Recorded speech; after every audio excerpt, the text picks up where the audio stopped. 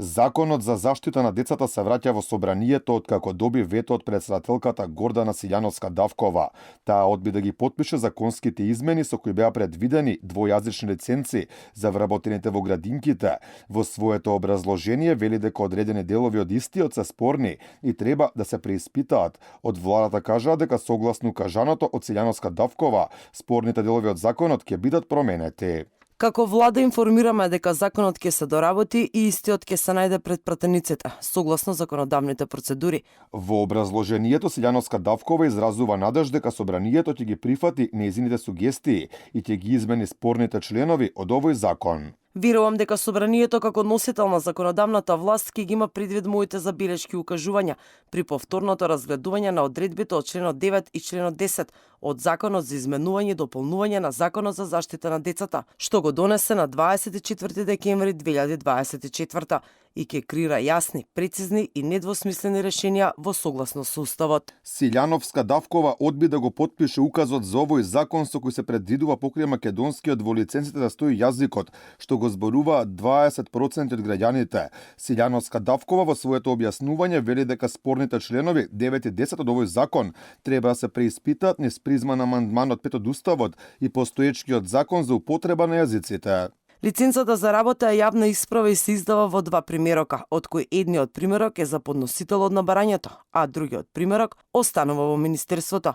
Лиценцата за работа се издава на македонски јазик и неговото кирилско писмо и на јазикот што го зборуваат 20% од граѓаните на Република Македонија и неговото писмо. Со измените кои добија вето од Силјановска-Давкова се предвидуваше и полагањето за лиценците да бидат на два јазика, односно покрај македонски да бидат и на албански. Првиот дел од испитот од ставот 1 на овој член се полага по електронски пат на македонски јазик и неговото кирилско писмо и на јазикот што го зборуваат 20% од граѓаните на Република Македонија и неговото писмо, со одговарање на определен број прашања со решавање на електронски тест на компјутер. Од опозицијската СДСМ изразија задоволство што претседателката ставила вето на овој закон, велејќи дека истиот отворил можности за злоупотреби, партизација и сомнителни доделувања на лиценци по партиски клуч. Спорно е што овој сегмент е регулиран со друг закон кој е уредува употребата на јазиците, но и уставот на државата. Со предложените измени на законот, власта ги враќа процесите назад. Од ДУИ решија повторно да удрат со национализам, велат ова не бил удар само кон албанскиот јазик, туку и кон сите албанци. Владата предводена од ВМРО ДПМН со поддршка на Влен покажува дека нема никаков интерес за соживот, туку следи реваншистичка, антиалбанска и опасна агенда.